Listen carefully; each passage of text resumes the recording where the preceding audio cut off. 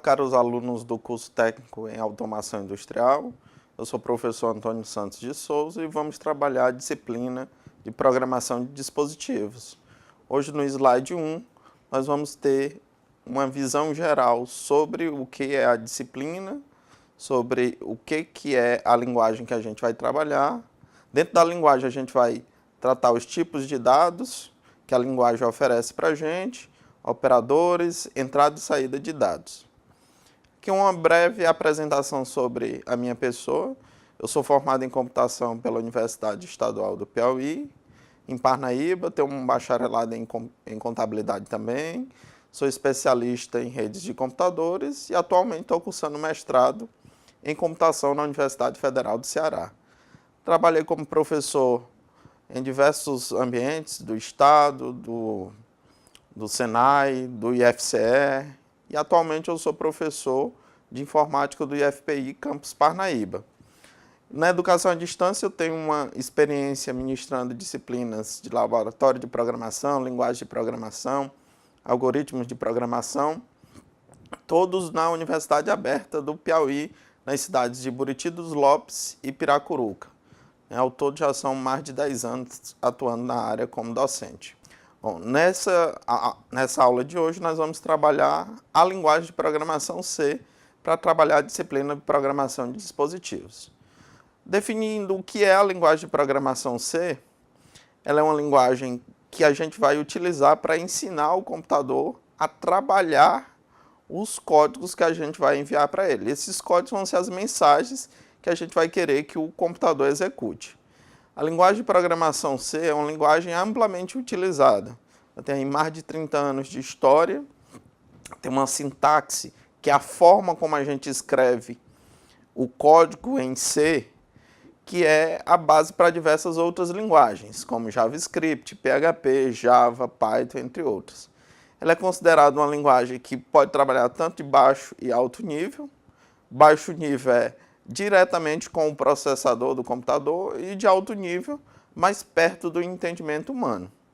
A linguagem C é uma linguagem estruturada, ou seja, a gente vai ter um conjunto de blocos que vão ser executados em sequência de acordo com a escrita do código que a gente vai trabalhar. Para a gente chegar na escrita do código, a gente precisa entender alguns conceitos básicos sobre linguagem de programação. Linguagem de programação é a forma da gente dar instruções para o computador. Quando a gente faz essas instruções, a gente escreve um código-fonte, que ele deve ser feito numa linguagem de programação. Esse código ele vai passar por um tradutor, que vai gerar um código-objeto. Esse código-objeto é um código que pode ser executado em linguagem de máquina. Esse tradutor, nós temos diversos elementos que podem substituir ele, na verdade que representam ele dependendo da linguagem que a gente trabalha. A primeira forma que a gente tem para o tradutor é o montador, também conhecido como assembler. Ele traduz a linguagem de máquina para a linguagem que o próprio processador entende.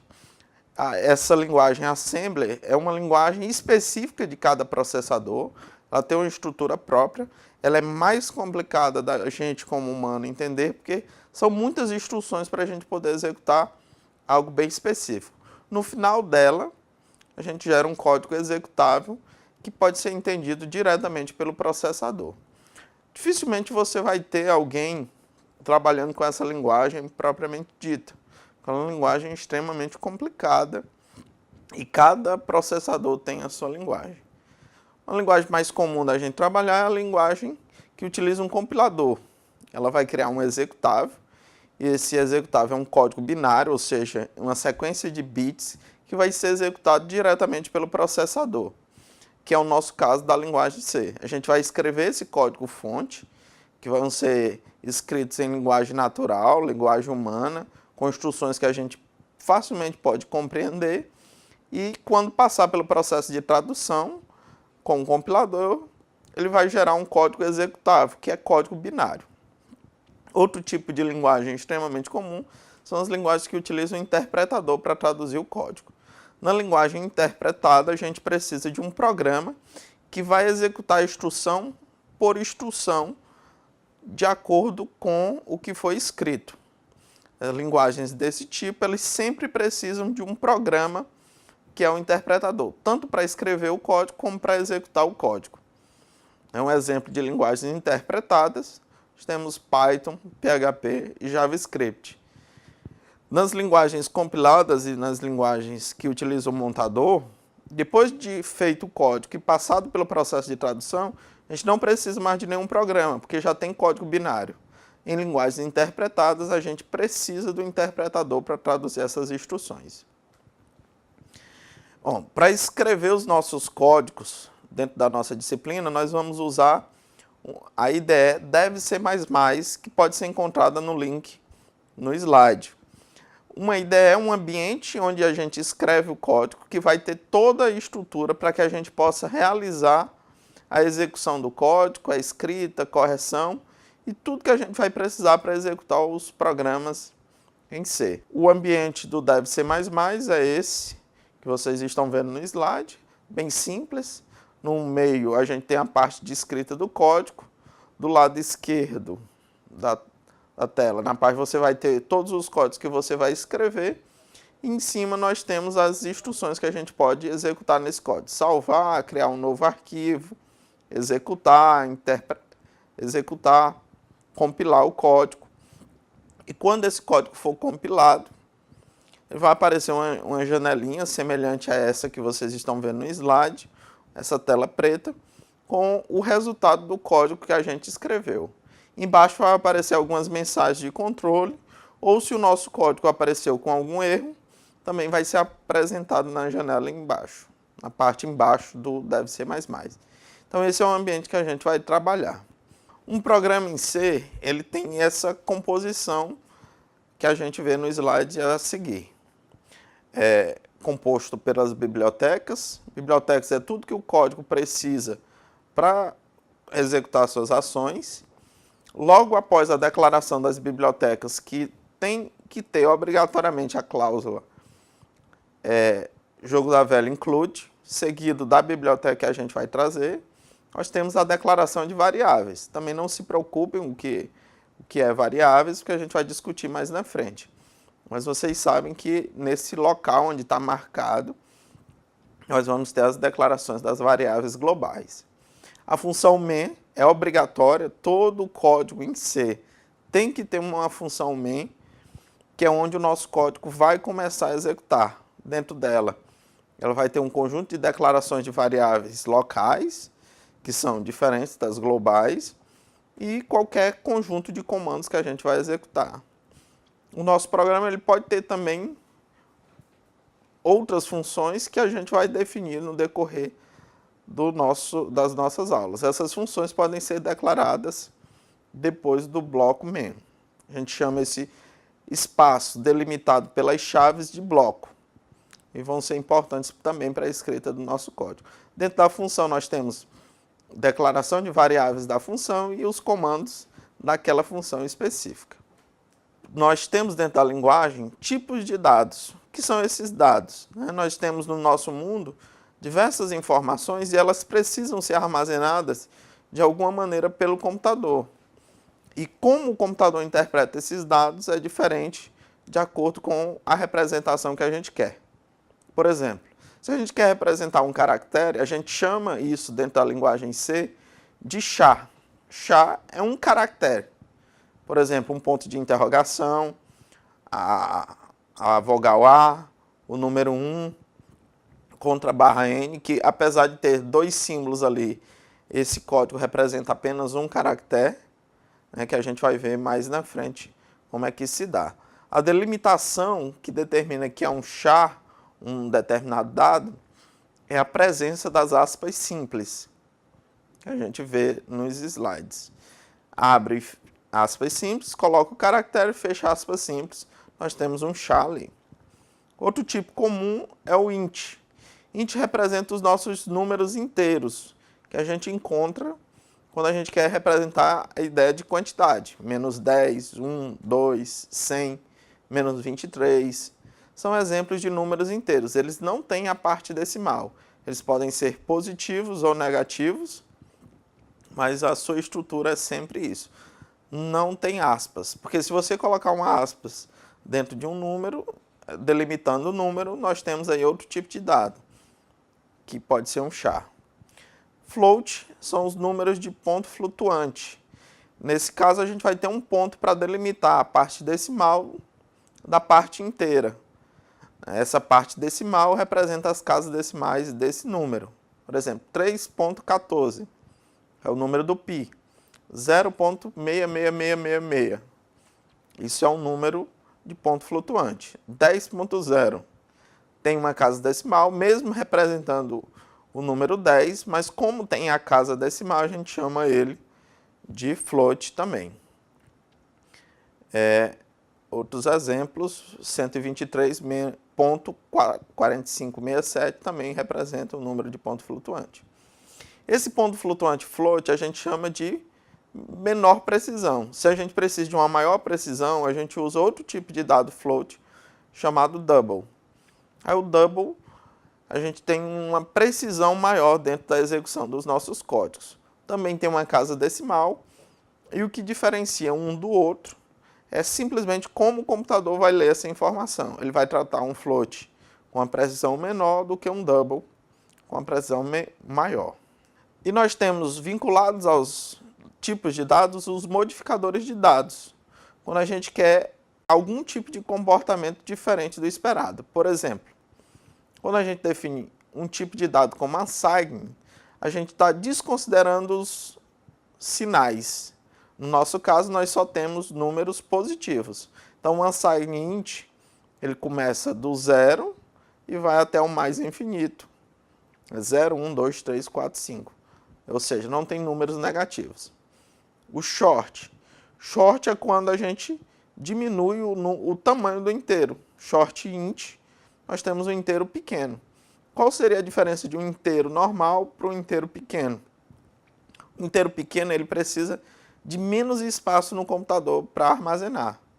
Bom, que situação a gente usaria um short int, por exemplo? Quando a gente vai programar um dispositivo que ele tem pouco poder de processamento, pouco poder de armazenamento, e esse número, se fosse do tamanho normal, ele não poderia ser armazenado normalmente dentro dele. Então a gente usa um short int. Outro modificador é o long, ele aumenta os limites do número inteiro. O int ele tem um tamanho de 32 bits. 32 bits é relativamente pequeno para o computador. Dá para a gente representar cerca de alguns bilhões de números. É um número relativamente pequeno dentro do conjunto de dados que a gente tem hoje em dia. Então a gente pode aumentar esse número esse tamanho colocando long. Aí nós vamos ter 64 bits de armazenamento. Aí que dá um número de tamanho astronômico. Outro tipo de dado que a gente pode encontrar, na verdade não é um tipo de dado, a gente utiliza com funções, é o modificador void, quer dizer nada. Quando a gente quer dizer que uma função ela não manda nada de volta para quem chamou ele. Aqui nós temos uma representação dos tipos de dados, todos os tipos de dados que o C suporta, junto com o menor e o maior número que pode ser representado. Aí nós temos desde o SHA, que ele tem um tamanho de 1 byte, o menor SHA é menos 128 e o maior SHA é o 127. Isso representa todos os caracteres da tabela ASCII. Unsigned SHA de 0 a 255, ou seja, descartou os números negativos. Aí o signed SHA é o SHA normal. Int, ele tem esse limite aí de números, de menos 32 a 32. O unsigned int tem de 0 a 65 mil e poucos números. Nós temos aí todos os tipos de dados e o tamanho que eles podem armazenar. E vocês podem seguir essa tabela para quando vocês quiserem determinar qual tipo de dado melhor para representar o dado que vocês querem armazenar. Se for um dado muito pequeno, vocês usam um tipo pequeno. Se for um dado grande, vocês usam um tipo que pode armazenar mais dados. Então, entrando aqui no conceito de variável, no slide atual.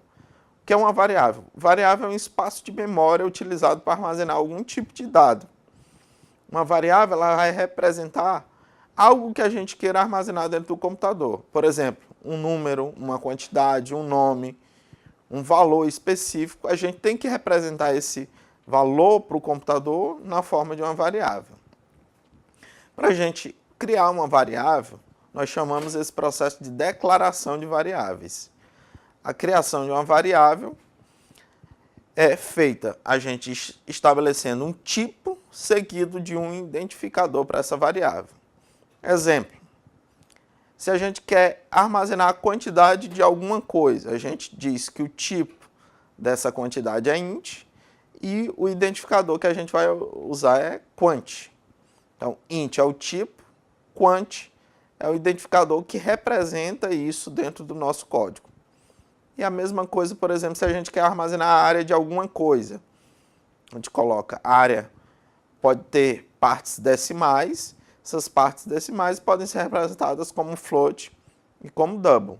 A gente estabeleceu que iria usar o float porque armazena menor espaço, ocupa menor espaço para a gente. Então, nós dizemos que é tipo float e a representação dessa variável vai se chamar área. No final da gente terminar de declarar a variável, a gente tem que colocar o ponto e vírgula para representar que aquela linha foi finalizada. Já adianto de antemão para vocês que todo código em C ele precisa no final do ponto e vírgula para indicar que ele foi finalizado. A gente não pode colocar qualquer nome para essas variáveis, então tem algumas regras que a gente deve seguir. O identificador, que é o nome dessa variável, ele deve começar por letras do alfabeto, minúsculas ou maiúsculas, ou sublinhado.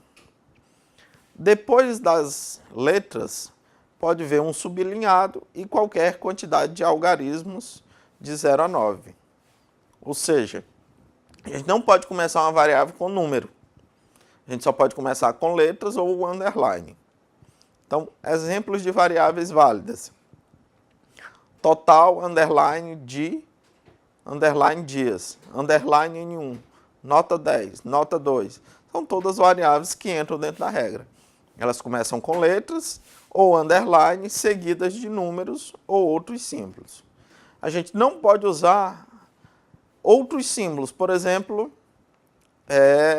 a cerquilha, o cifrão, o sinal de menos, o sinal de mais não pode ser usados para identificar uma variável. E a linguagem C ela diferencia maiúsculas de minúsculas. Então a gente pode ter uma variável total, toda minúscula, total com T maiúsculo e total com todas as letras maiúsculas. São todas variáveis válidas e diferentes dentro de C. E a gente não pode utilizar nenhuma palavra reservada pela linguagem. Que nós temos algumas listas de palavras, uma lista com as palavras reservadas que a linguagem C tem. Então, não podem ser usadas nenhuma das palavras que estão definidas dentro dessa lista e outras variáveis e outros comandos que a gente vai encontrar pela frente. Operadores em C. Operadores, eles representam alguma instrução que a gente quer executar, né, dentro do código que a gente vai escrever. O primeiro operador que nós vemos é o operador de atribuição. Ele é representado por apenas um sinal de igualdade. Se a gente for ler do jeito que a gente conhece, a gente ia ler A igual a 10. Mas essa leitura não é o que a gente normalmente vê num código em C. A gente lê A recebe 10. Toda vez que a gente vê um operador de igualdade sozinho, a gente vai entender como um operador de atribuição. E a leitura vai ser recebe o valor que está do lado direito. Outros tipos de operadores que nós temos são os operadores aritméticos, que representam operações aritméticas.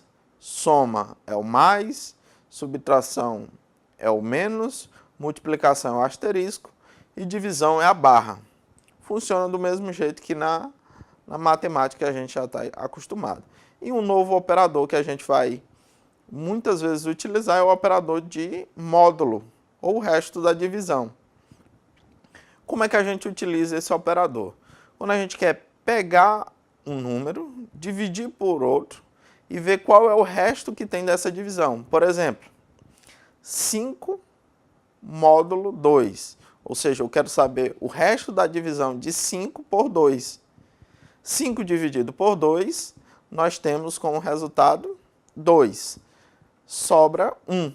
Então, o resultado que a gente quer numa operação de módulo é esse resto, no nosso caso, número 1. Operadores relacionais. São operadores que a gente vai utilizar para comparar dois valores, para saber se eles são maiores, menores, iguais ou diferentes.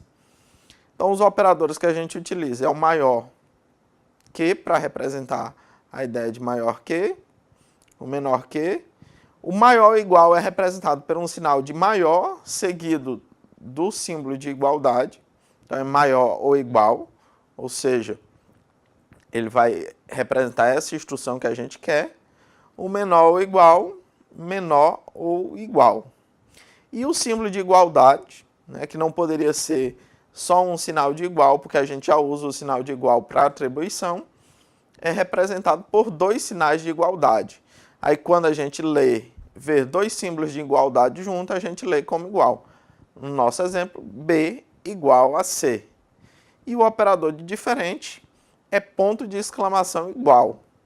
A gente lê diferente. B é diferente de C na instrução que está sendo exibida. Bom, o que gera uma operação como essa? A gente vai julgar elas como verdadeiro ou como falso. Ou seja, se B for maior que C, o valor, por exemplo, B tiver 5 e C tiver 2, 5 é maior que 2, então isso é verdadeiro.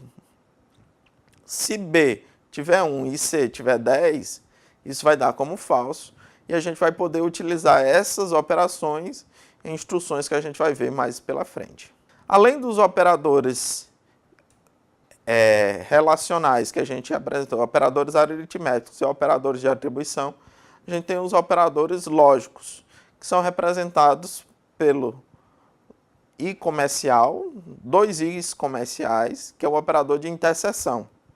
O operador de interseção a gente utiliza quando a gente tem duas ou mais comparações para determinar se toda a instrução é verdadeira ou se toda a instrução é falsa. E ele segue uma regra bem simples. Se pelo menos um dos elementos for falso, toda a instrução é falsa. Ou seja, para dar verdadeiro, todos os elementos têm que dar verdadeiro. O ou união, o operador de união, são duas barras em pés. Essas barras são chamadas de pipe, duas juntas, e é verdadeiro quando pelo menos uma for verdadeira. Então a gente pode ter um conjunto de instruções, várias instruções, e basta uma ser verdadeira para aquele conjunto de instruções ser verdadeiro. E o operador de negação, que é o exclamação. O operador de negação, se for verdadeiro, vai virar falso, e se for falso, fica verdadeiro. Ele inverte a ordem da comparação que a gente vai fazer. A gente também vai utilizar mais na frente. Bom, agora vamos chegar na parte de entrada de dados. Quando a gente quer mandar instruções para o computador pelos nossos códigos, a gente vai usar uma estrutura de entrada de dados. Essa estrutura se chama scanf. Scanf. Como é que ele funciona? Ele é seguido de uma expressão de controle que vai dizer o que a gente vai ler, seguido do código do tipo O. Que essa expressão de controle representa o código do tipo que será lido.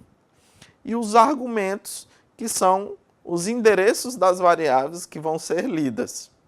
Esse endereço é representado por um I comercial seguido do identificador da variável. Exemplo: scanf%d%d I comercial x1 e comercial x2. Essa instrução, ela quer ler dois números inteiros, x1 e x2. Como é que eu sei que são números inteiros, mesmo sem ver o tipo das variáveis? Por conta da instrução %d. São 2%d, então são duas variáveis. Embaixo nós temos uma instrução parecida, só que ele usa %f. 2%f, então são dois pontos flutuantes que vai ser lido. E sempre do lado da variável ele precisa do I comercial para representar essa leitura.